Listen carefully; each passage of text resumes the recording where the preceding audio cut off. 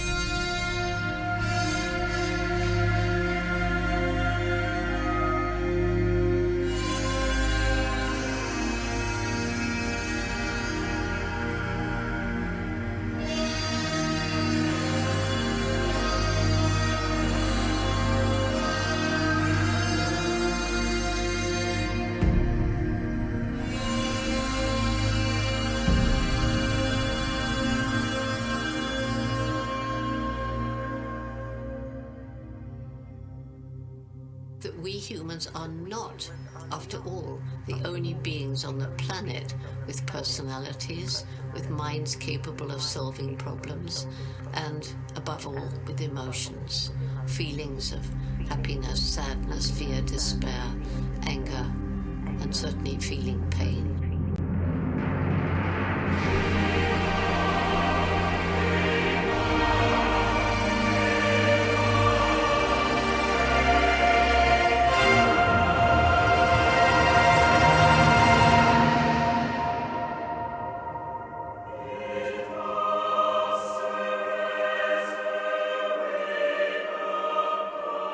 We now know that we're part of the animal kingdom. And yet we, the most intellectual creature to ever walk the planet, are destroying our only home. It is our only home. The sad thing is that in large part we brought it on ourselves by our absolute disrespect of animals and the natural world.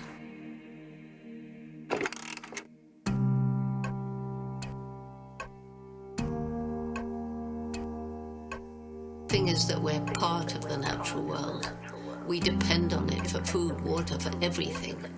But it's healthy ecosystems that we depend on. And these healthy ecosystems are comprised of the interrelated plant and animal species that make up the biodiversity of an ecosystem. I call it the tapestry of life.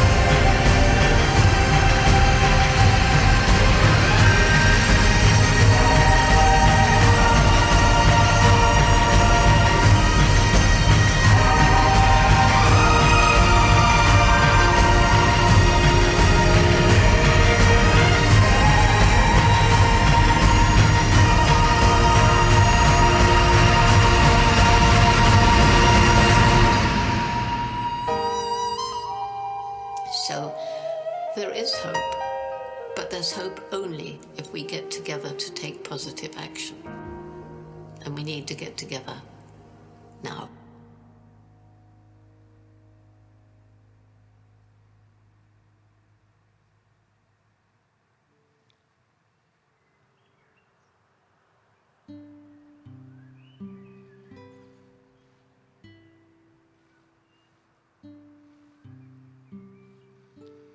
여러분 반갑습니다. Great to meet you all, 각국 정상과 Your Excellencies, heads of state and representatives of international organizations, participants watching this event virtually from all around the world. I would like to extend my gratitude to you once again for joining us at the 2021 P4G Seoul Summit. We had an opening ceremony and the leaders' session yesterday, and today, under the agenda Inclusive Green Recovery Towards Carbon Neutrality, the leaders' dialogue will now take place. After our dialogue is completed, we will move to adopt the Seoul Declaration reflecting all of our collective resolve in the fight against the climate crisis. And before we begin our dialogue in earnest, we will listen to the keynote presentation by Lee Hwae-sung, chairman of IPCC. IPCC conducts scientific analyses on climate change risks to present a starting point for our response to the climate crisis.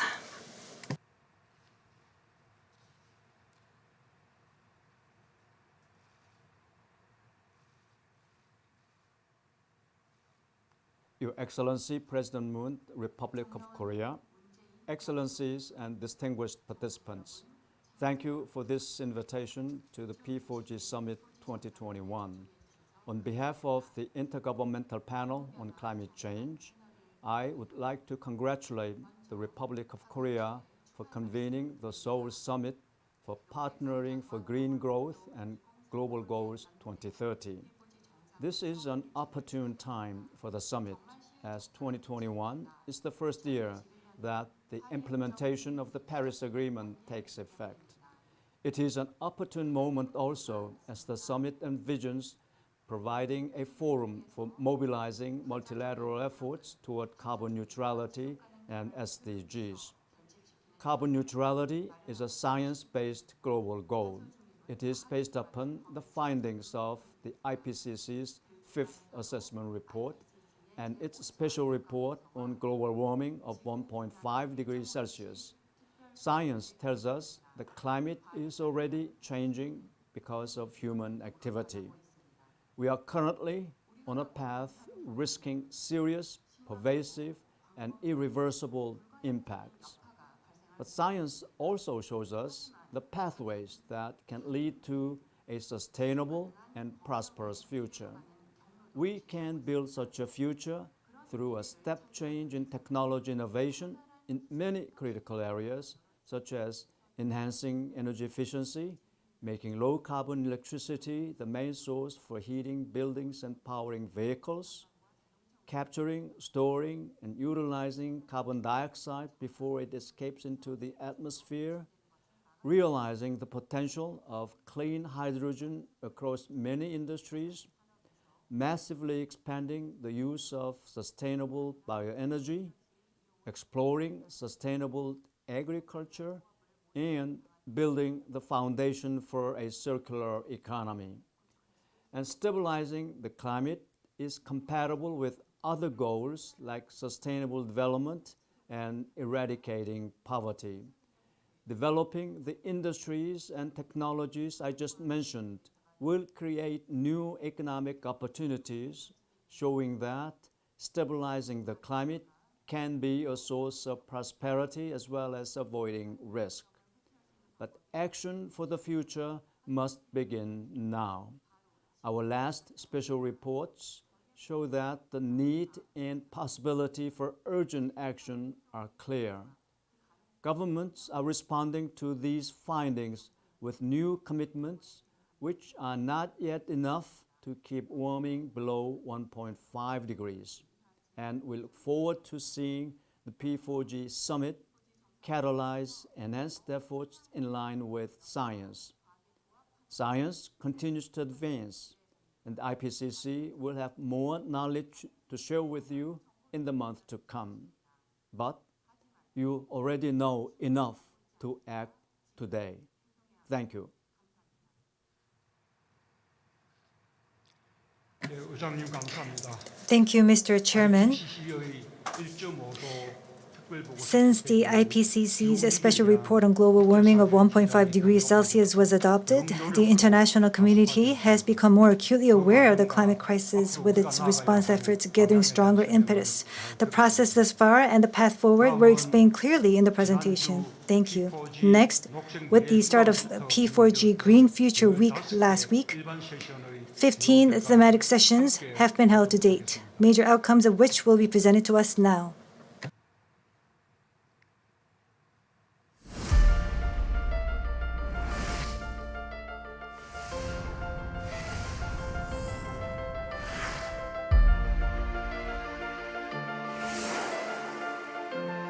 Welcome to the 2021 P4G Seoul Summit Green Future Week opening.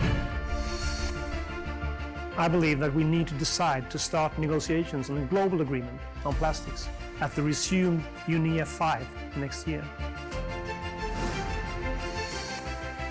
Pull the Peace Forest initiative to the level of full global recognition with support and a great success. Nature is amazingly resilient if we give her a chance. We must get together now and each play our part. So we urge every country to come forward with nationally determined contributions that align with net zero commitments.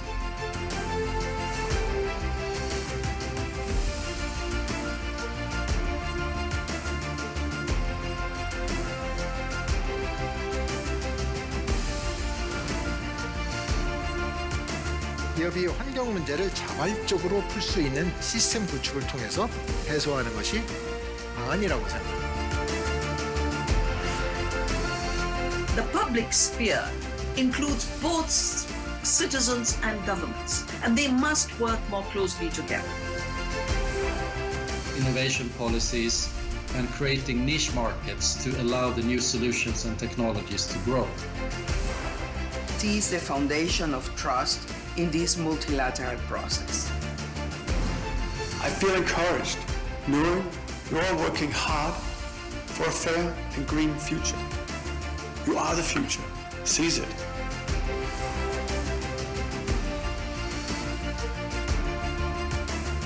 For water to generate energy, to make food, and to deliver the health outcomes. Climate change. No single business, city, or nation can take on climate change alone. We need to transform those sustainability directions into business models for farmers. We need to take action to combine public and solutions and finance for smart and resilient green cities.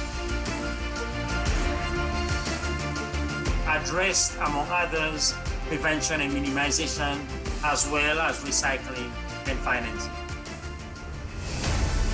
Join us through leadership by example and investment in solutions to build a more inclusive and sustainable tomorrow.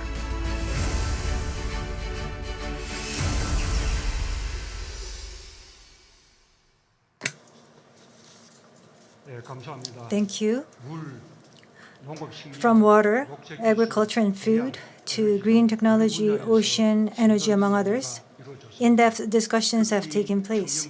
And in particular, from youth, civil society, businesses to local governments, various stakeholders are sharing in their concerns and taking action, which I find to be meaningful. These endeavors can be pulled together and lead us towards green we go, change we make. Now, regarding the theme of the dialogue, we're going to have the leaders of each country deliver their remarks. There are three such themes. First, what each country is doing to achieve inclusive green recovery. Second, how to ensure joint response by the international community towards carbon neutrality by 2050. And third, how to scale up public-private partnership to respond to the climate crisis. And to begin, as the host of P4G, I will briefly introduce Korea's experiences and efforts. Excellencies, carbon neutrality is about creating a sustainable green future. The entire humanity must work together steadily to be able to attain this goal, and accordingly, actions must be sustainable as well. Relying on requirements, regulations, or goodwill alone cannot guarantee consistent participation by people and businesses. Carbon neutrality should be turned into an opportunity to nurture new industries and create jobs, thereby winning the support of people from all walks of life and motivating businesses to develop technologies and make investment voluntarily. To this end, Korea is committed to pushing forward the Green New Deal as its mainstay project, and with a plan to make a fiscal investment by 2025 to the tune of $65 billion. Driving active private sector participation and supporting innovation initiatives will be the focus of our policies. Tangible outcomes are already being delivered. At Korea's treasure trove of marine life in Sinnan, South Jeolla Province, local residents, local governments, businesses, and the labor community pulled together and launched a project to build the world's largest offshore wind power complex with an 8.2 gigawatt capacity. Participating residents are given an equity stake in the project and annually distributed a share of the project proceeds. It is a case of an offshore wind farm that engages residents as project participants. A leading industrial city, Ulsan, had been extracting undersea natural gas right in the middle of the ocean, and using the same facilities, they're now building a 6-gigawatt floating offshore wind farm, as well as green hydrogen production facilities. Just these two projects alone are expected to induce, over the next 10 years, investments of some $75 billion and create 330,000 jobs. Residents and businesses work together, and the government provides support. This approach we're taking in the Green New Deal of Korea, I hope, will become an exemplary point of reference. Climate issues know no border. It is vital for developed and developing countries, with an understanding that there are disparities in their respective economic and social circumstances, to continue to work in solidarity.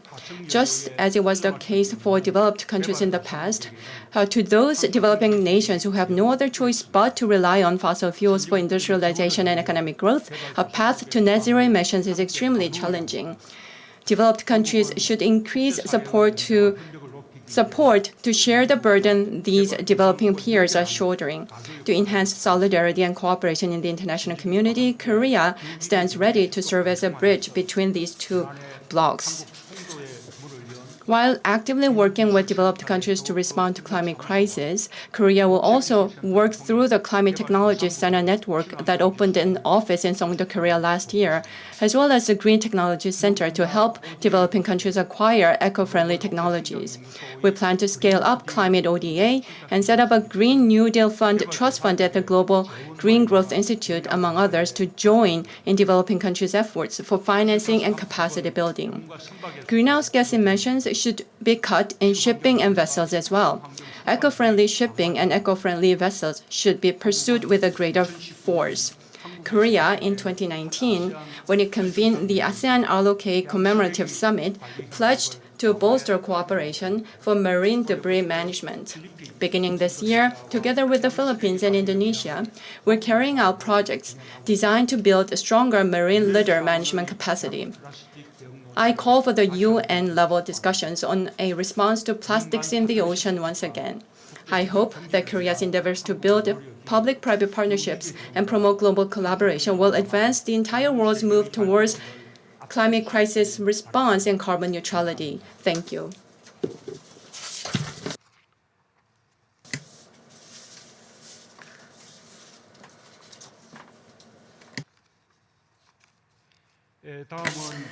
And next, as the host of the inaugural P4G Summit, Leading the efforts to scale up public-private partnership through P4G is Denmark. Prime Minister Mette Frederiksen will deliver his remarks. Mr. President, Excellencies, ladies and gentlemen, Denmark and the Republic of Korea are both surrounded by sea.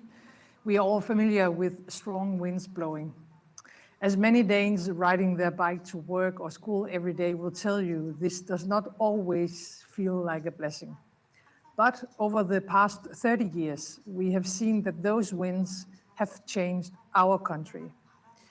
Today, actually 50% of Denmark's electricity comes from wind and solar. Green jobs now outnumber jobs in fossils. And onshore wind is the cheapest energy source in Denmark as in most countries, cheaper than gas and cheaper than coal. In Denmark, green transition does not happen at the expense of society. No, it drives our society forward, create jobs for thousands of people. Since the oil crisis in the 70s, Danish governments have worked closely with the private sector to explore the potential of green energy. And last year, we established 13 climate partnerships with all parts of Danish business.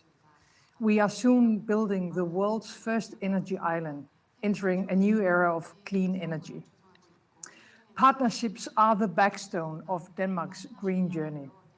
If we want to fight climate change, we have to work together, governments, industries, citizens across the globe. That is what we hope to pass on through P4G, climate action brought about by the right political decisions and strong partnerships between our countries and between sectors. We are now on the road to COP26. Now is the time to showcase new green solutions and scale them. Mr. President, thank you for hosting this important summit, and thank you for all you do for the climate and for your support for P4G. Denmark is proud to partner with the Republic of Korea. We have come far, and we can go even further. Let's share experiences and learn from each other, and act now for our green future together. Thank you.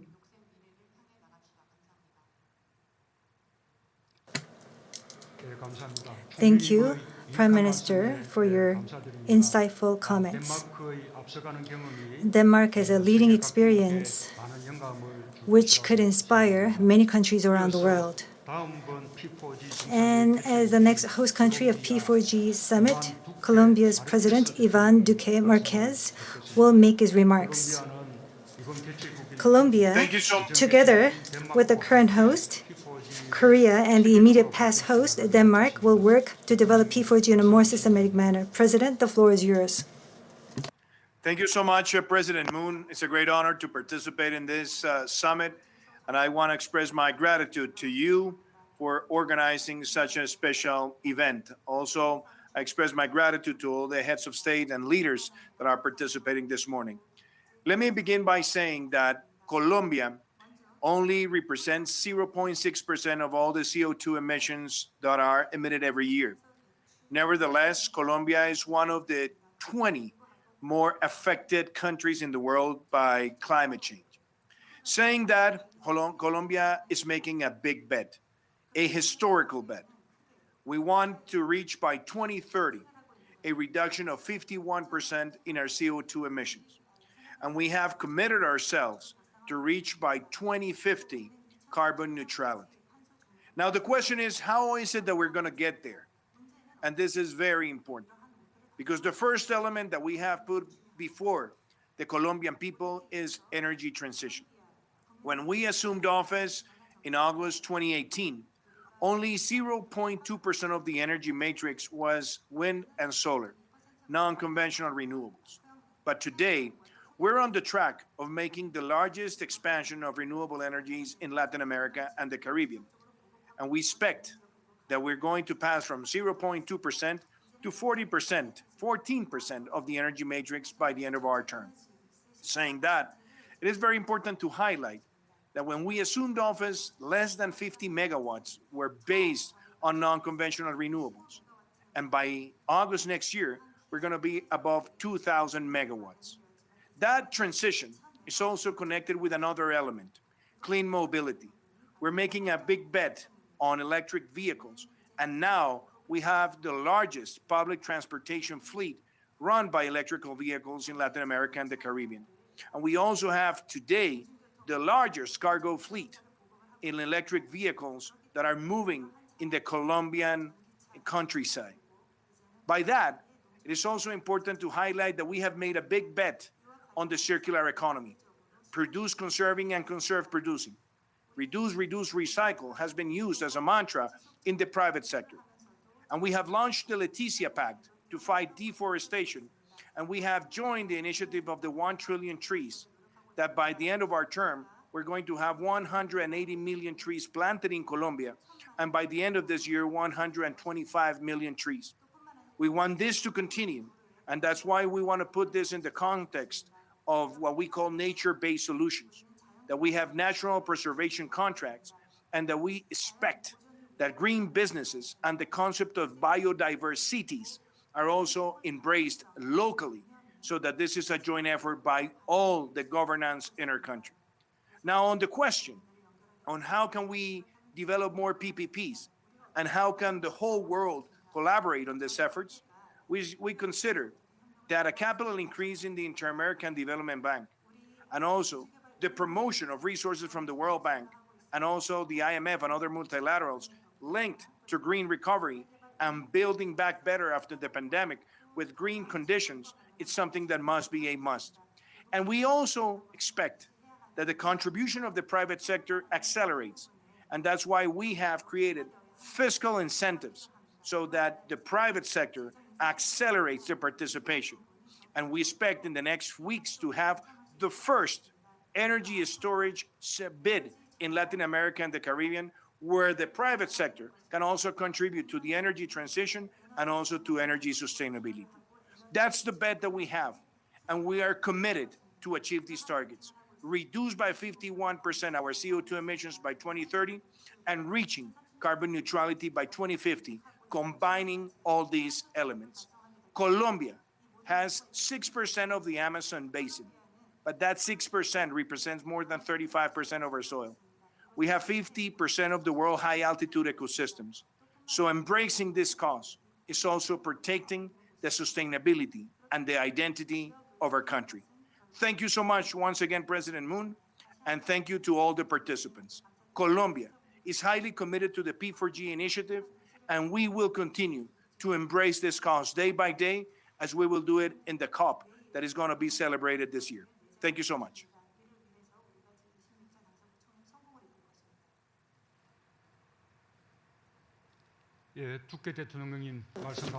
President Marquez, thank you for your remarks. I look forward to your hosting of the next summit. Next, through the European Green Deal, the European Union has been leading the response to climate crisis. Representing the EU, European Commission President Ursula von der Leyen will deliver her remarks. Thank you very much, President Moon. Excellencies, I'm delighted to be participating today at the P4G Summit in Seoul. Well, indeed, recovering from the pandemic, it's the right time to rethink our societies and economies. It's clear that things will never be the same, but we can influence the direction they take. We have a chance to rebuild for a greener and healthier future.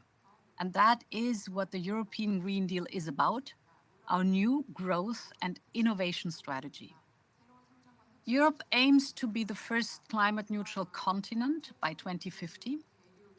We set out on this journey already in 2019. Today, many countries around the globe are in an exciting race to zero. And I was delighted that you, President Moon, announced that Korea is also aiming to be climate neutral by 2050. Even though the finish line is 30 years away, the race starts now. The 2020s is the make or break decade. And that's why Europe has committed to reduce our emissions by at least 55% by 2030 compared to 1990 levels. Our targets are now written into Europe's first ever climate law. So we are no longer discussing if, but rather how to wean ourselves off fossil fuels. Europe will be doing its part. But the reason we are here today is that we all need to do our share. At COP26, we must show that we have understood this. Big or small, developing or developed, we all have to invest in a green transition and adapt to the coming changes in our climate. It is a matter of self-interest, of mutual interest, and of collective interest. And I'm encouraged by the commitments of our Korean hosts. This includes your plan for an ambitious NDC update ahead of COP26 in line with your net zero targets and your announcement of an end to overseas coal financing. It is this kind of action that can both inspire and benefit Korea's international partners. My hope for Glasgow is that we see even more nations committing to reach net zero by mid-century, and even more importantly, that we see more concrete plans for how to get there. My commission will adopt a package of legislation in July, which we call Fit for 55. It will detail out our European policies to meet our minus 55% target for 2030. Of course, we all start from different places, and we have different geographies and different finance needs. But this is also true within Europe. So we have to overcome these obstacles. On this long journey, we will all have to learn from each other. And Europe is ready to lead, and we are also always ready to share. We're ready to share our ideas and strategies on climate action. Change is never easy, but Europe has taken the decision because mankind can't wait any longer. And we have to do this together. It was wonderful to listen to Jane Goodall saying that so rightly. So the more we partner for green growth, the quicker and easier it gets for all. The next 6 months are crucial for the health and well-being of our people and our planet. Let's work together. You can count on Europe. Thank you very much, President Moon.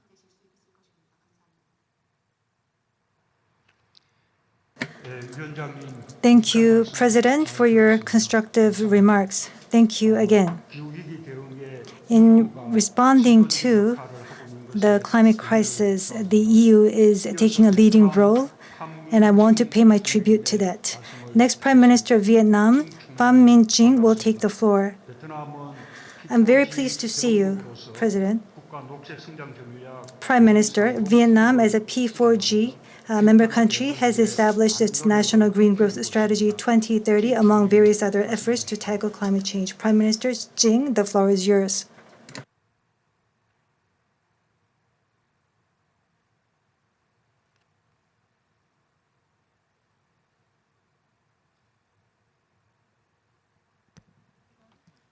Your Excellency President Moon Jae-in of the Republic of Korea, distinguished leaders, ladies and gentlemen, let me first express my deep appreciation to the government of the Republic of Korea and President Moon Jae-in for hosting this summit under such a meaningful theme. On behalf of the government of Vietnam and from my own heart, I would like to extend to all of you my warmest greetings and best wishes.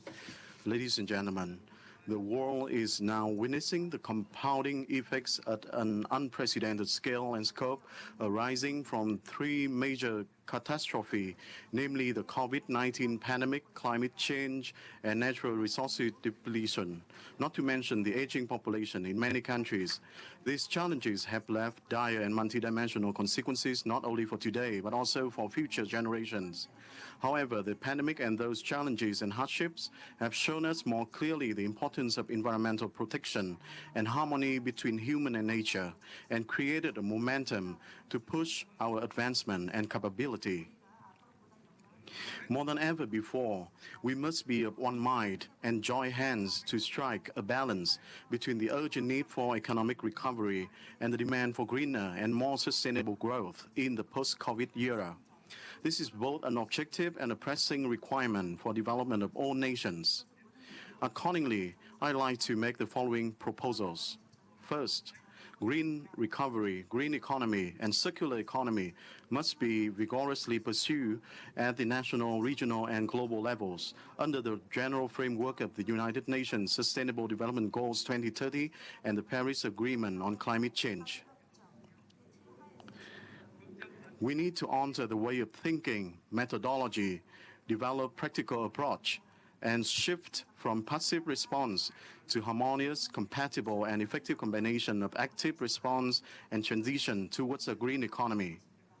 By so doing, we will be able to avoid disruptions that may cause shock effects. Second, green transition requires a suitable roadmap, and it's critical to take into account different conditions and capabilities of countries.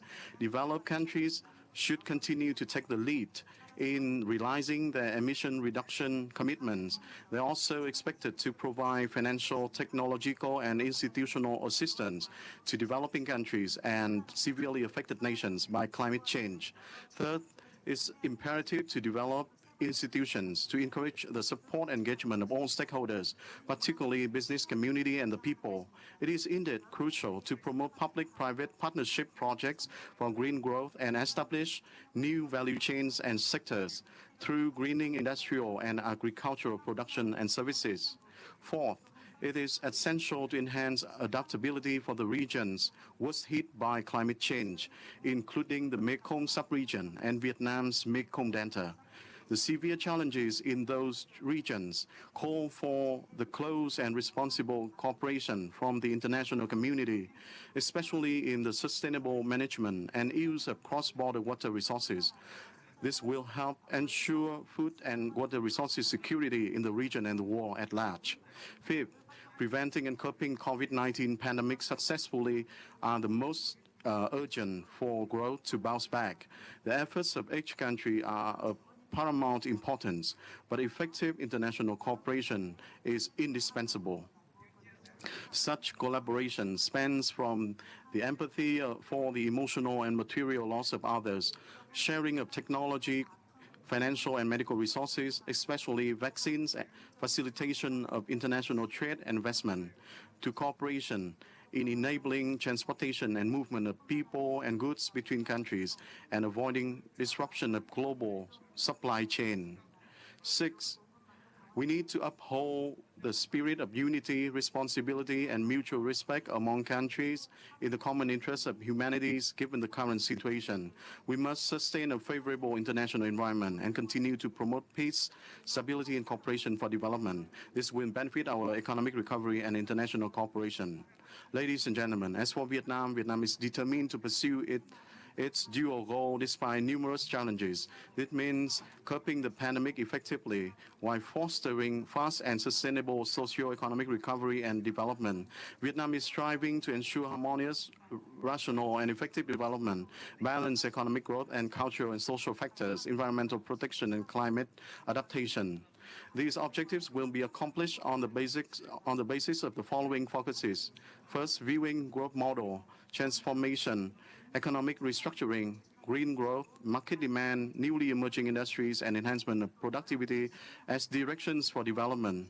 Second, the people are always placed at the center and considered to be the subject, the greatest resource and most important driver, as well as the highest goal of development. Third, Vietnam resolutely rejects the model of growth first, clean up later, and does not condone growth at all costs without sustainability.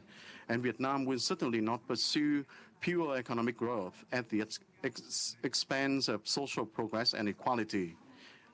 Vietnam is committed to protect the environment for the people. I'd like to take this opportunity to express my heartfelt gratitude to all international partners, including the Republic of Korea, for the invaluable support and assistance extended to Vietnam in pursuing its development goals. Vietnam looks forward to the continued and effective assistance and cooperation from other countries, international organizations, and businesses, especially in the implementation of strategic and high-quality infrastructure projects, green economy, digital economy, circular economy, climate change response and adaptation, and smart cities developments for Vietnam's sustainable development goals. As a member state of key international agreements on environment and climate change, and as one of the founding members of the P4G Summit, Vietnam stands ready to contribute actively and responsibly to the common efforts of the international community so that we can fulfill the goals of green recovery and sustainable development. In this spirit, I give my full support for the Seoul Declaration proposed by the government of the Republic of Korea at this meeting. Ladies and gentlemen, I am convinced that alongside the outcomes of the Leaders' Summit on Climate Change on 22nd of April and the upcoming COP26 in November in the UK, the P4G Summit today will go down in history as a convergence of understanding, shared responsibilities, and commitments to actions. Let us join hands to cement international cooperation so that together we can overcome any challenges, respond effectively to climate change, and realize the goals of global green growth. Thank you for your very kind attention. May our summit be a great success. We stand ready and willing to cooperate with you to achieve the green growth objectives globally. Thank you very much. Thank you very much. Thank you very much for your remarks. Next, last January, the Climate Adaptation Summit was convened, ushering in 2021 as the first year of implementing the Paris Agreement. Prime Minister Mark Rutte. President Moon, thank you for organizing this important summit and for Korea's commitment to P4G. Last time I visited Korea, it was the second time in office, was during the Winter Olympics, which were so extremely well organized, and we had very fruitful conversations and meetings. I also wanted to thank Mette for having taken over the initiative in Denmark, which has started in Denmark. And I would also like to wish Ivan good luck in organizing the summit in 2023 in Colombia. President Moon, the Netherlands is proud to be among P4G's main supporters. As our country celebrates 60 years now of diplomatic relations this year, I hope that over the next 60 years we can continue our cooperation, particularly as partners in sustainable growth. As to the question of what our priority should be to achieve net zero by 2050 and the kind of cooperation this will require, my answer will be we need to give it our all. And by all, I mean basically three things. First, we need to get all on board. So we welcome the commitments made so far. And we are pleased that countries representing over 70% of the global economy have now committed to net zero. That is a huge success. But we need more, and we need everyone. So current pledges are still likely at this moment to lead us to more than 2 degrees of warming. That means that we need the rest to submit ambitious NDCs and announce their net zero commitments as soon as possible, and well before COP26. Of course, governments can't deliver on the Paris Agreement by themselves. It needs to be a joint and also, I would add, an inclusive effort. And so the private sector is key because collectively we need to transform businesses and we need to transform sectors. And that is, I think, why the market-based solutions and public-private cooperation that P4G is, why they are so vital. It is the partnerships that will take us across the finishing line, no doubt. Second, we need to go all in terms of what's needed. As with COVID-19, we need to follow the science, governments and businesses alike. So once we've established our net zero milestones, we need to determine what's needed in the short and also in the medium term to get us on that 1.5 degree pathway. And then we need to act accordingly. And this includes two things. One, greening our finance, as well as moving away from coal, both at home and abroad. In this situation, I would like to welcome Korea's recent announcement to end its public financing of new coal projects overseas. That's an important step.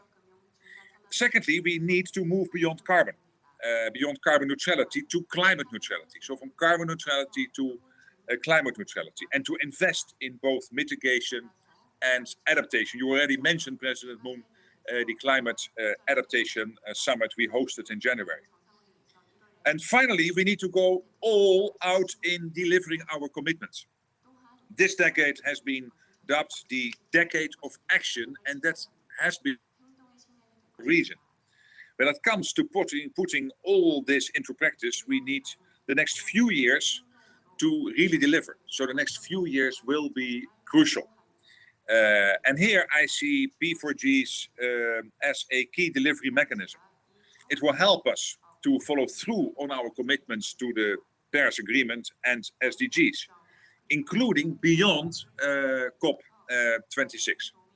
So again, we need to do everything at the same time. We need to give it our all.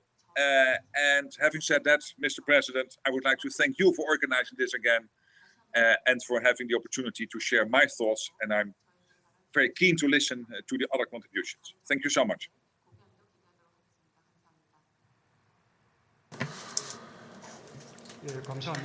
Thank you very much, Prime Minister Rutte.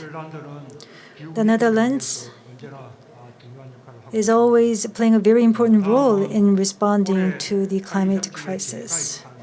Next, the United States has rejoined the Paris Agreement this year. Special Presidential Envoy for Climate, John Kerry, will deliver his remarks.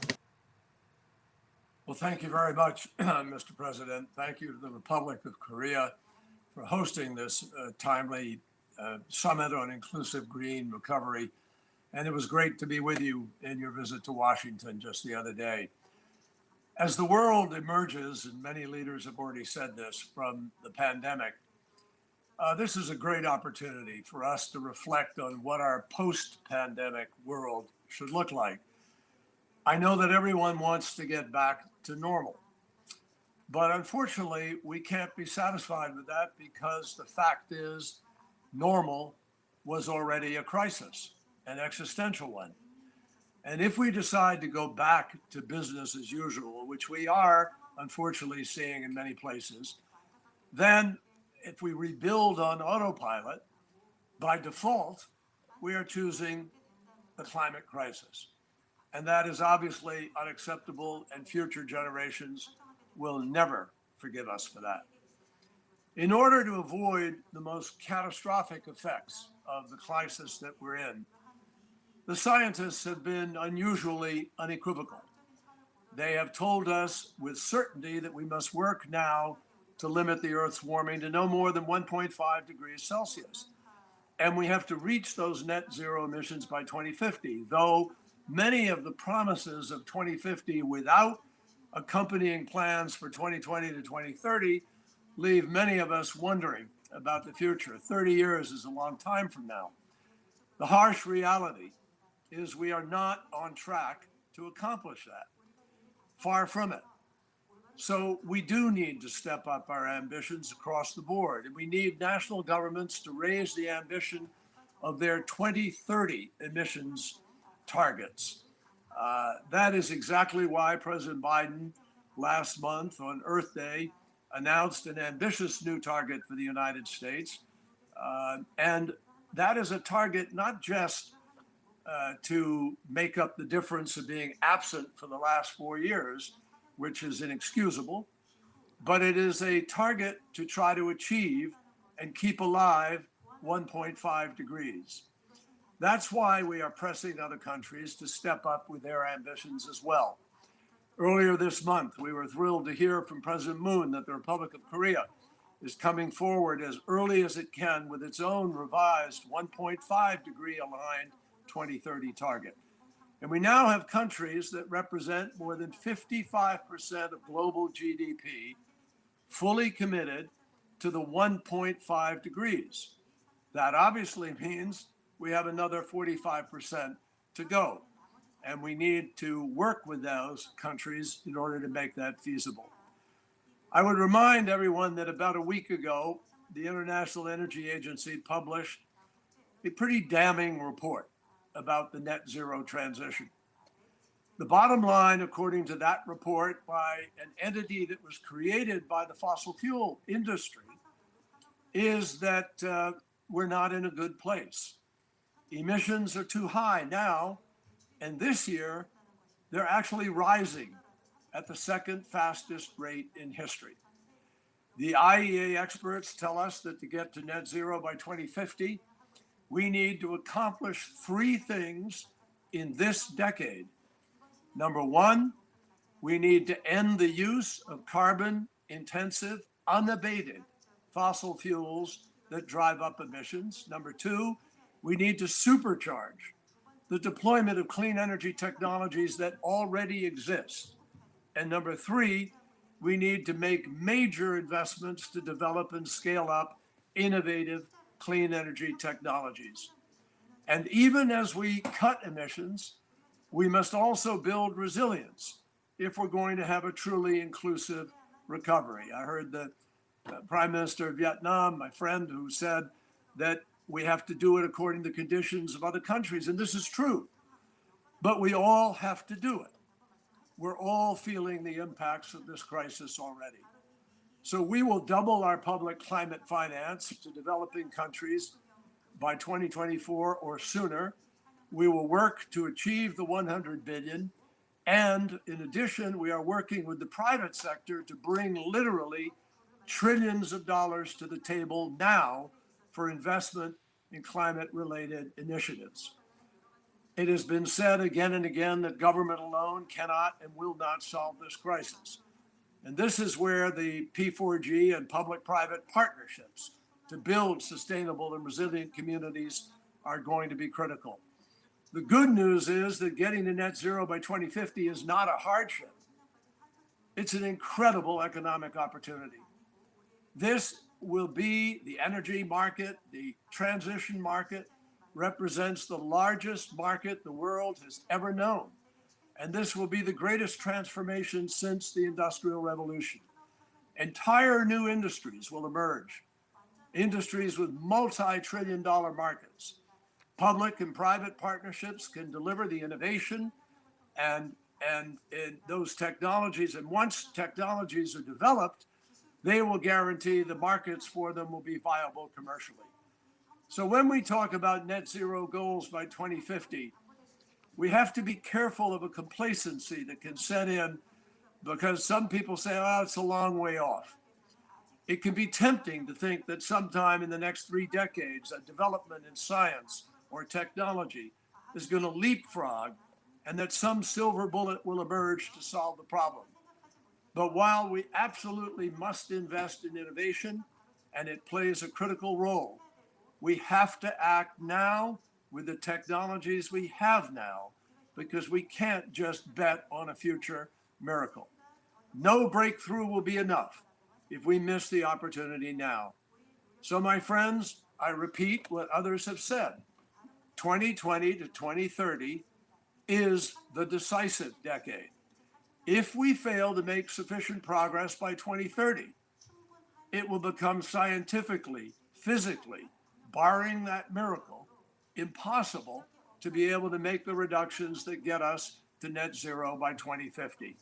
On the other hand, if we join together and grab the opportunity right now, we will create millions of jobs. We will improve the health and welfare of our citizens. We will provide greater security for our nations, and we will bring the world together in the greatest common enterprise of all time. We can do this, but we need the political will and the commitment. We cannot afford to wait. So, my friends, it is time to step up, and the United States looks forward to working with all of you to get the job done. Thank you, Mr. President.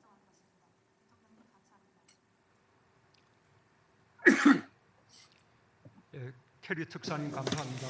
Thank you, Special Envoy Kerry, and I welcome the U.S.'s return to the Paris Agreement. Definitely the return of your country is indeed proving a strong boost to our response to a climate crisis. Thailand, leveraging the BCG economic model, is working to pursue green recovery beyond the COVID-19 crisis. Prime Minister of Thailand, Prayut Chan-o-cha, will now take the floor. Thank you, Mr. Chairman and distinguished guests.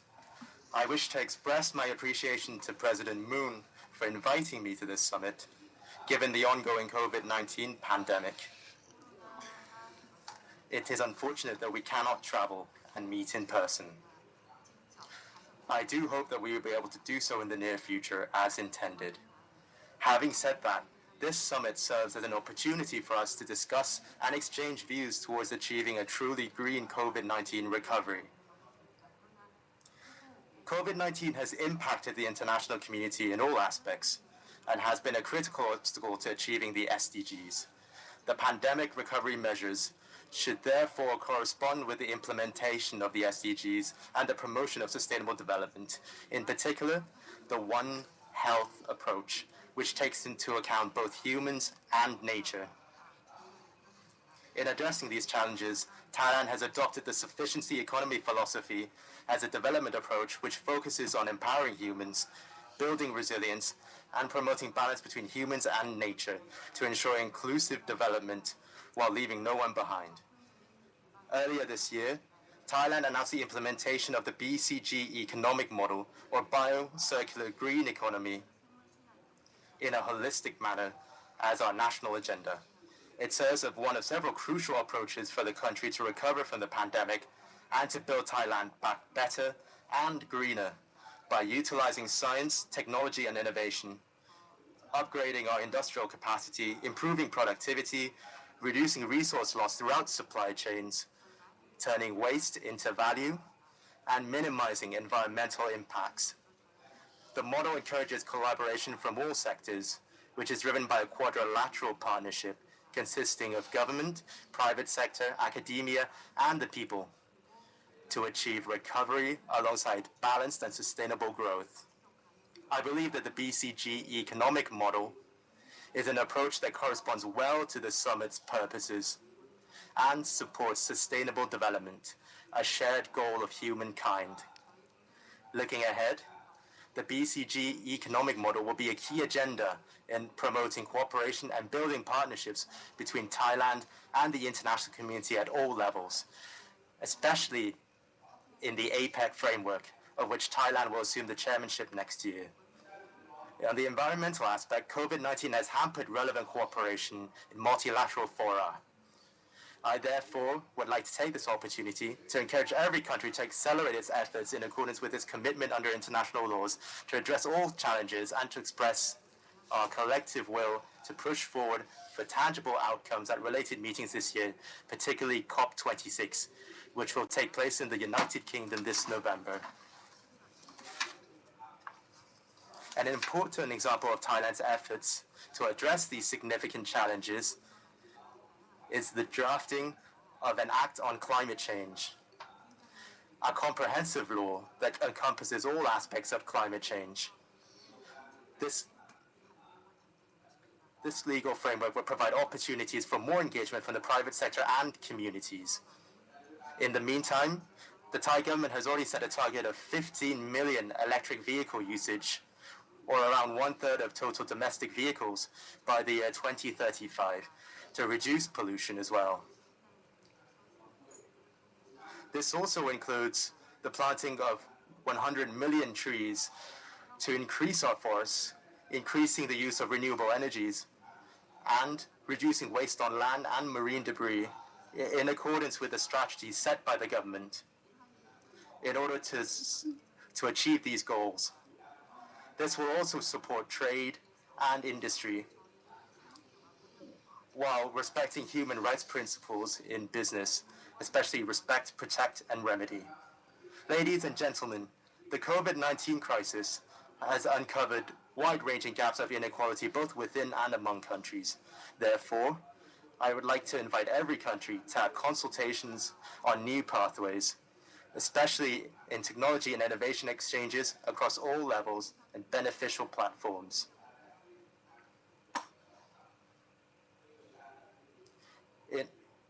In order to resolve ongoing problems and achieve truly green and sustainable growth, finally, I commend the Republic of Korea's new Southern Policy Plus and view that Thailand and the ROK should strengthen our partnership through knowledge and technology exchanges under Thailand's BCG economic model and the ROK's Green New Deal policy, along with other countries' green recovery approaches through international platforms, including APEC, of which Thailand will assume the chairmanship in 2022. Thank you.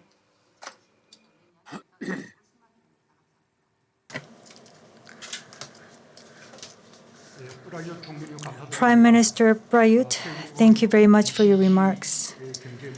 The BCG economic model that is pursued by Thailand, I hope, becomes successful. So far, we've heard from leading environmental countries and leaders of the P4G member countries.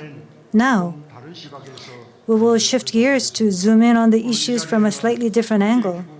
Representing international organizations today, Managing Director of IMF, Kristalina Georgieva, has joined us today. Madam Managing Director, can you introduce the efforts being undertaken at the international organization level to respond to the climate crisis? Thank you very much, President Moon. Thank you for bringing us together in a timely manner for this truly global summit, and thank you for your leadership over the years. Your pledge for Korea to achieve carbon neutrality by 2050 is an important step forward, and your Green New Deal kickstarts the progress towards the neutrality goal, while also charting a post-COVID-19 recovery path for the Korean economy. And this is exactly what we at the IMF urge countries to do, to follow that path, to embrace an inclusive green recovery. Each country's circumstances are different, but our research shows that there are generally three elements for a comprehensive green policy package, and I want to focus on those today. First, create the right incentive for low carbon growth by pricing carbon emissions and providing clear forward guidance for the future price trajectory. Our research shows that without a gradually increasing price on carbon, the world will not achieve the Paris Agreement goals. Carbon taxes, emission trading systems like the one in Korea, or regulatory measures that are equivalent to pricing carbon. They are rapidly developing, but there is a long way to go. So my first point from an international perspective is speed up coverage of carbon emissions with an appropriate price. Today, we only cover 23% of carbon emissions. Expanding this coverage must be a priority. A predictable, steadily rising carbon price drives businesses towards the right choice of low carbon intensity activities. Just as the first thing for each country is to set a carbon price, large emitter nations can agree on a carbon price floor to scale up mitigation and protect their economies against erosion of competitiveness should some price carbon fairly and others do not. Beyond pricing carbon, another key ingredient is to draw private finance through better standards and taxonomies that help investors around the world understand what is truly green. We currently have over 200 standard schemes. 10 years ago, that was good. Many flowers blooming. Today, we have to move towards making a nice bouquet, and the planned ASEAN taxonomy of sustainable finance can help. The second lesson we learned is making a public investment push for green projects like smart electric grids, vehicle charging stations, building insulation, reforestation, sustainable land management is a must. Government spending early in the pandemic rightly focused on health. Now we need to move towards sustainable growth for the future.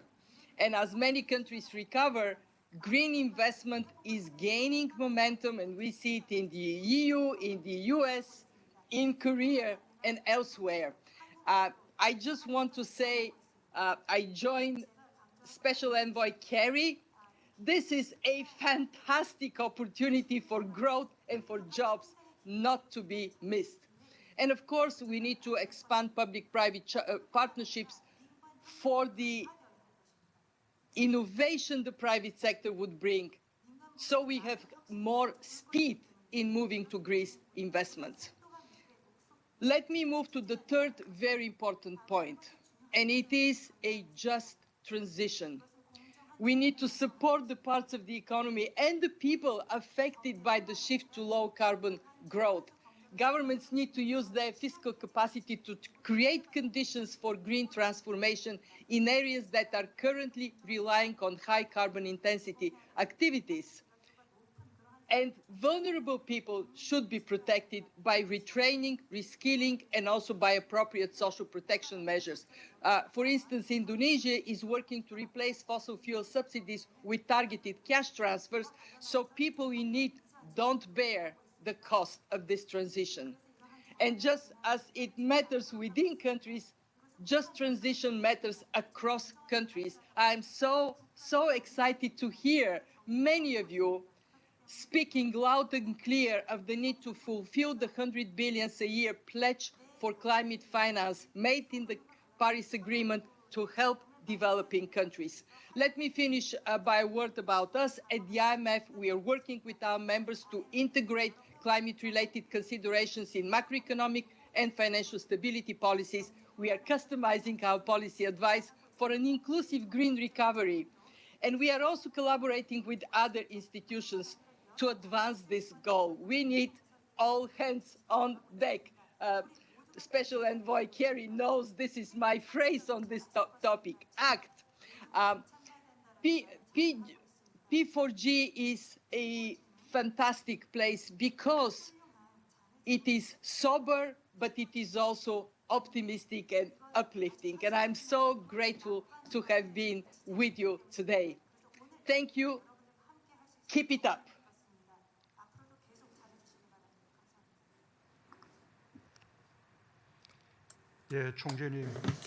Madam Managing Director, thank you for your remarks.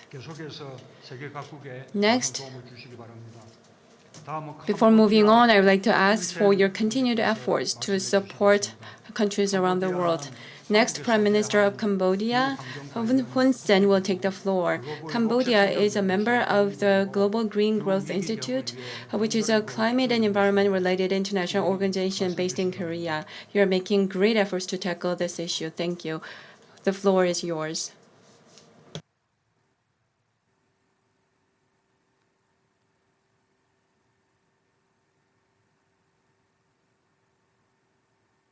Of Korea and Chairman of the Summit, Excellency, Madam, ladies and gentlemen. Today, I am very pleased to join all the leaders at the second Seoul Summit of Partnering for Green Growth and the Global Goal 2030 P4G under the important theme promoting inclusive green recoveries from COVID-19 pandemic. Due to time constraint, I would like to share my personal views related to today's topic on issues that we need to focus on as follows. First, continuing to promote and support the principle of globalization through openness in international trade in order to enhance trade and economic growth, as well as adhering to multilateralism framework in addressing issues in all areas, especially related to climate change. Second, strengthening and expanding regional and international cooperation in relations to sustainable development and promoting the mainstreaming of the concept of green development, particularly in agriculture, urbanization, transportation, infrastructures, circular economy, digital economy, and renewable energy. Third, promoting the development of sustainable finance by creating a favorable environment to mobilize additional resources to ensure the sustainability of action related to climate change prevention through formulation and implementation of green financing mechanism, public-private partnership, PPP mechanism, etc. Fourth, introducing incentives and key reform measures to encourage startups to innovate green business model and to encourage the private sectors to enhance their focus in green investment, including the investment with positive spillovers on society and economy, and commercial investment in areas such as in green technologies and renewable energy. Fifth, promoting the development of green infrastructures and addressing basic infrastructure gaps by emphasizing the importance of promoting sustainable and responsible investment, as well as enhancing the efficiencies of utilization and investment in all sectors through promoting and incentivizing green industry development and the use of green technologies. And six, enhancing the capacities for mitigation and adaptation to climate change through conserving natural resources, developing green parks and cities, and building stronger institutional capacity on research in responding to climate change, as well as the needs in dealing with the natural disaster. And finally, I wish this second summit a great success. Thank you, Excellency President. Thank you very much, Prime Minister Hun Sen. Thank you for being with us, and thank you for your great remarks as well. Austria brought forward a timeline for reaching carbon neutrality from 2050 to 2040, carrying out such bold policies for responding to climate crisis more so than any others in the world. Federal Chancellor of Austria, Sebastian Kurz, the floor is yours. Mr. President Moon, Excellencies, ladies and gentlemen, thank you for hosting us for this very important event today. It is my great pleasure to be part of the P4G Seoul Summit, and I would like to thank you, Mr. President Moon, for this initiative. The last year has been challenging for all of us. At the same time, the COVID-19 crisis was also a reminder of the importance of close international partnerships. We must seize this momentum and enhance our cooperation to make the green and digital transition a reality. Therefore, we will focus on the following three areas. First, Austria supports the European Green Deal and the financial means foreseen for its implementation. We are planning to spend almost half of our COVID stimulus package on sustainable and green investments. And with these investments, we want to promote projects such as investing in public transportation, expanding our renewable energy grid, and enhancing R&D hydrogen. Second, as you said, Mr. President, we have ambitious climate goals. We aim to become carbon neutral already by 2040. and we intend to achieve this milestone without using nuclear energy, which for us is neither safe nor sustainable. Instead, our focus lies on renewables and energy efficiency. Currently, we cover over 70% of our national electricity needs with renewables. Our goal is to cover all of our national electricity consumption with renewables by 2030. Third, we have enhanced our international cooperation. Austria has increased its contribution to the Green Climate Fund, bringing our total share up to 130 million euros. In addition, we also make sure that our bilateral development cooperation projects take into account climate impacts and add to the implementation of the SDGs. Dear colleagues, climate change affects us all, and we must tackle this crisis together. Thank you, Mr. President Moon, for bringing us together. Austria is ready to contribute its share.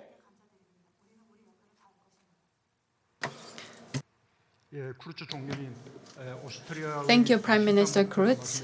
Thank you for your explanation about the ambitious goals of your country. Next is Costa Rica. Costa Rica was the first country ever to win the Champions of the Earth and leading the initiative for the High Ambition Coalition for Nature and People. President Carlos Alvarado Quesada, please take the floor. Thank you very much, President Moon. Thank you for your leadership and also for making P4G such an inspiring meeting and gathering. I was looking through the questions and the topic of climate change and human rights. So let's for a moment think of all the children in the world. Bottom line of this discussion is if we don't act, if we don't do enough, those children won't have and won't enjoy a planet where to live and to thrive and to raise a family. So that's the key point, one of the key points of this discussion. We must do everything in our hand to change this situation. Costa Rica launched already on February 2019 its decarbonization plan in line with the Paris Agreement, and also because of the legacy of people that worked hard in the past decades. We have currently 99.5% of our electric grid being clean and renewable, but still we have a lot of way to go. So when Special Envoy Kerry was talking about a silver bullet on technology, I thought about one piece of ancient technology humanity has that can change the whole situation on climate change. Actually, there is one ancient technology that can fix carbon like any other. And also this piece of ancient technology can provide a habitat for several species of biodiversity. This piece of ancient technology can protect the water, can create beautiful landscapes for tourism and for mental health for people. This piece of technology is called a tree. And many trees together, a forest that have the capacity, similar with mangroves, to fix carbon like any other. And it's already at our hands. An important part of it is as well that most forests in the world are protected by women and by indigenous communities in developing countries. And they have provided the service of fixing carbon for free for history, for decades, centuries. The poorest of the world. So now I do believe it's time that we start shifting the game. And it's time, if we want to change the situation, also in nature-based solutions to pay for that environmental services that forests and the poorest of the people provide to the world and to the humanity. Women, indigenous communities, protecting forests. The High Ambition Coalition is aiming at having a protection of 30% of the land and 30% of the ocean by 2030. That, set by scientists, it's one of the key measures in order to reverse climate change and the climate crisis. And we can do it. Costa Rica is going to this year increase its protection area to 30% in the land and 30% in the ocean.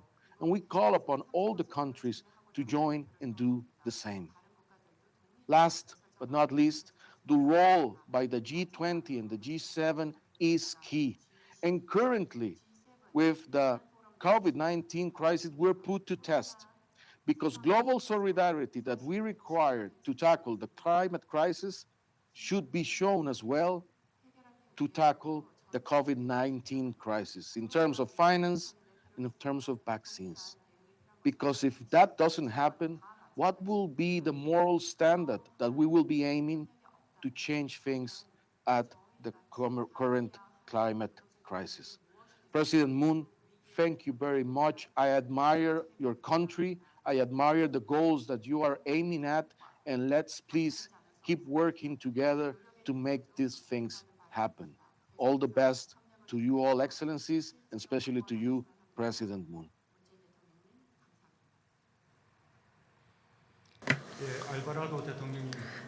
Thank you, President Alvarado. Great words for the future generation. Last but not least, a country that designates 20% of its land as nature reserves, Peru. President Francisco Rafael Sagasti Hochhäusler will deliver his remarks. President, the floor is yours. Thank you very much. Good morning, good afternoon, and good evening, dear world leaders, wherever you are. I am grateful to the President of the Republic of Korea for inviting Peru to this summit of the P4G initiative. Peru is a mega biodiverse country with a vast and rich ocean, home to 70% of the world's tropical glaciers, and the second country with the largest extension of Amazonian forest. We have a diversity of diversity of ecosystems, biological, diversity of soils, forests, water sources, fisheries, energy, minerals, among others. While this makes Peru vulnerable to the adverse effects of climate change, it also provides opportunities to turn vulnerability into strength and prosperity through scientific and technological knowledge and public policies that incorporate explicitly climate change considerations. However, we must recognize that the scale of human activities and their impact on the environment has overwhelmed the natural regenerative capacity of the ecosystems that support life. This makes vulnerability a global threat. Neither viruses nor the effects of climate change know borders. Their impacts affect all societies and all economies, threatening the development and living conditions of all. The COVID-19 pandemic has proved us that we need collective, collaborative responses. It is therefore essential to strengthen multilateralism and international cooperation so that these are not limited to declarative statements, but rather involve a true commitment to effective action. I call for the major powers to lead by example. We need to see in them greater ambition for reducing emissions, adapting financing sources for projects in the 5 areas of the declaration that we are adopting today, as well as the production of scientific and technological knowledge and transfer of intellectual property. I recall the preparations nearly half a century ago of the 1972 Stockholm United Nations Conference on the Human Environment. At that time, we began to have a clear concern in issues related to environment and development, which were reaffirmed in the Earth Summit in 1992. At that time, we said that climate change and environmental considerations should not be just an add-on to economic and social policies, but should be an integral part in the design and implementation. Peru, the host of the COP20 2014, is already fulfilling its duties to achieve an inclusive green economy, actively involving the private sector and civil society. That is the reason why we call on the entire international community of states, multilateral organizations, finance organizations, companies, etc., to join in solidarity, especially on these pressing issues. First, the intellectual property regime should be reviewed, especially in the areas of health and energy. Second, financial institutions should primarily grant loans to projects based on the sustainable use of natural resources and invest in products with added value from diversity. Third, give priority to interventions that contribute to green growth and provide clear signals to the private sector in order to align their investments with the transformation required to achieve carbon-neutral economy. And finally, redirect the existing financial instruments towards investment projects aligned with environmental sustainability and climate risk criteria. We are one humanity. We share a planet and a common destiny. Each stakeholder, especially governments, has the moral obligation to preserve our planet for its inhabitants and future generations, with inclusivity, tolerance, and respect. And this is what we are doing or trying to do in this most important event. We cannot disappoint the future generations. Thank you very much, Mr. President and Mr. Chairman.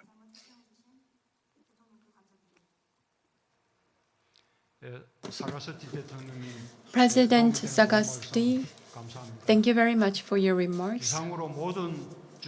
Now, we have heard from all of the leaders present today. For any leaders who wish to make additional comments, they will be given the floor. Please raise your hand or state your request for the floor.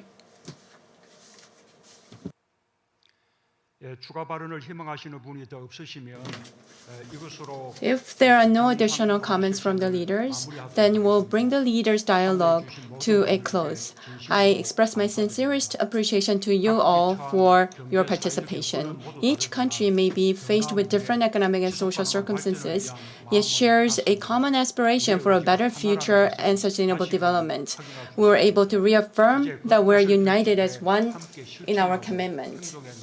Now, it is time for us to mobilize the commitment and practice together and take action.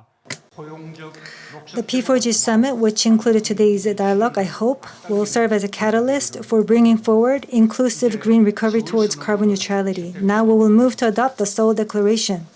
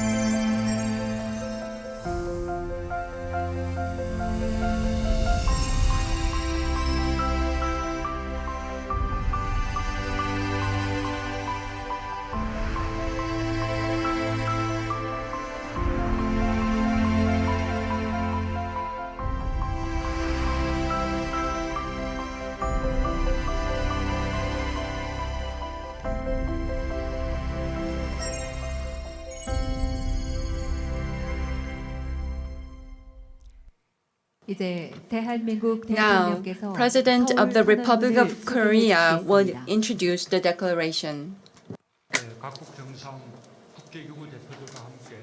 Together with the heads of state and representatives of international organizations, under the theme Inclusive Green Recovery Towards Carbon Neutrality, the 2021 P4G Seoul Summit was held. Through 15 thematic sessions and leaders' sessions over 2 days, we shared our understanding about the urgency of the climate crisis. And in overcoming the crisis, we agreed to adopt the Seoul Declaration that contains the commitment of the international community, civil society, business, and future generations to work together. Let me now share with you the outlines of the Seoul Declaration. The leaders agreed that the climate crisis is an issue not only affecting our environment, but also affecting our economy, society, security, and human rights, and share then an understanding that the COVID-19 crisis should also be overcome through green recovery. Green recovery is about keeping the temperature increase below 1.5 degrees Celsius compared to pre-industrial levels as a way to implement the Paris Agreement. Since last year, the international community's efforts for overcoming the climate crisis, as well as each country's submission of their ambitious NDCs, have continued. Building on such international community's endeavors thus far, the public-private partnership enhanced through this summit will lead to a successful COP26 coming November, which I say with confidence. Moreover, leaders concurred that the UN-led initiatives for responding to climate change and achieving SDGs have been complemented by P4G. Moving forward in areas of water, energy, food and agriculture, city, circular economy, finance, the empowerment of local governments, as well as inclusive and fair transition, the leaders decided to reinforce relevant public-private partnership. Moving further, to catalyze climate action, we share the view that civil society's participation and roles remain crucial. We encourage businesses to render a greater importance to ESG going further from now. Only when overall economic and social structures transform into low-carbon structures can the future generations secure their survival. Each government and international organization, recognizing that our actions today will define our lives of tomorrow, promises to always pay close attention to the voices of the youth. Lastly, through the 2021 P4G Seoul Summit, the international community's collective will to pursue inclusive green recovery towards carbon neutrality has been brought together with appreciation extended to Korea for its efforts, further expressing the expectations for the next P4G summit to be held in Colombia in 2023 as agreed to by the leaders in the declaration. I would like to extend my gratitude to the heads of state and representatives of international organizations for endorsing the Seoul Declaration.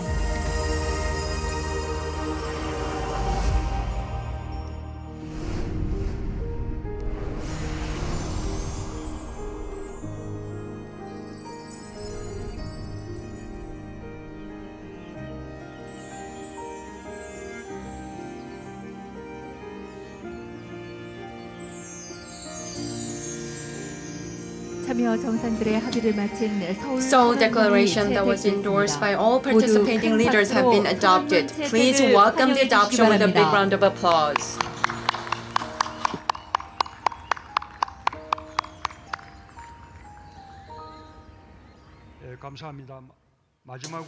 Thank you. Lastly, we'll hear from the next chair country, Colombia. Let me invite President Ivan Duque Marquez to speak. Thank you so much once again, President Moon, and thank you to all the heads of state and world leaders that have participated in this very important summit. Out of this very important event, we have all cleared that climate change is the most challenging issue of our time. And obviously, we have to think on building back better, considering that the world needs to evolve and needs to defeat the effects that have been created by COVID-19. We're certain out of this summit that we're all committed to join actions so that by 2030, we can reach the highest reduction of CO2 emissions in our history. But we have also committed ourselves to reach carbon neutrality by 2050. The efforts that have been shared today involve not only energy transition, clean mobility, fighting deforestation, but most importantly, creating an environment in which every single citizen knows how to contribute with their own individual carbon footprint reduction. We have also shared the necessity of providing resources to state actors and the private sector so that their goals are reached. But we have also seen that this is the moment in which we have to consider the importance of multilateralism and also of international financial institutions to fund with resources many of these activities. This summit has demonstrated that we will get to Glasgow full of commitments, but also with all the political action that is needed. And we know that the leadership that has been shared to the world by Korea and by President Moon with the Korean New Deal is also an inspiring set of policies that we must all embrace. In our particular case in Colombia, we launched the Pact for Colombia last year, and that pact involves the highest investment ever made in our country in energy transition and clean mobility. But we also know that green and nature-based solutions must be put in place in developing economies. Everything that has been shared today is a demonstration that this generation is going to be the generation that will fight the effects of climate change, but is going to create the ethics of the 21st century in which each individual will know what can he or she do to reduce their own carbon footprint. This is the moment for us to work jointly. This is the moment to be bold and to embrace everything that is needed at the policy level, but in our individual also behavior. Thank you so much, President Moon. Colombia is delighted to be the next host of the P4G Summit in 2023. As we have said, Colombia is the home of 50% of the high-altitude ecosystems in the world. 35% of our soil is Amazonic land, and we have also coast in both oceans. We know as a nation that if we embrace this cause and we reach carbon neutrality and we reach the highest reduction of 51% of CO2 emissions by 2030, aligned with SDGs, Colombia will be a leader. But this is also an inspiring moment so that local governments also embrace this cause. We will hope that in 2023, this summit will continue to trigger new actions and new movements around our nations so that every single business, every single NGO, and every single individual knows that the ethics of the 21st century involve that we must face and stop the effects of climate change. Thank you so much. Thank you for all the world leaders that have participated today. And Colombia will be waiting for you with our open arms in 2023.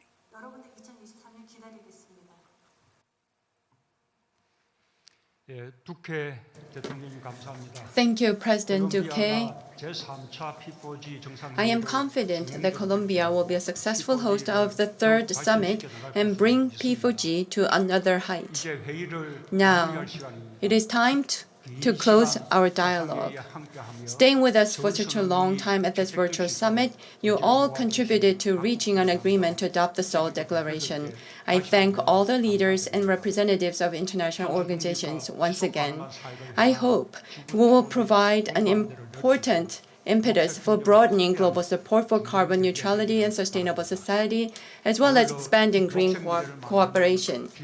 Moreover, as to climate action for a green future, I expect all of humanity, scholars, business, and civil societies is provided with an important starting point for active participation right at this moment now. Act now for a green future. This brings us to a close of the 2021 P4G Seoul Summit. Once again, I extend my sincerest gratitude to all of you for staying with us until the end. Thank you.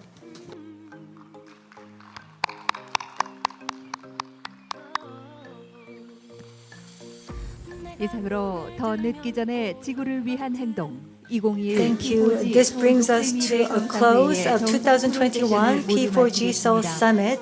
Green we go, change we make. We'll see you again in 2 years in Colombia. Thank you very much.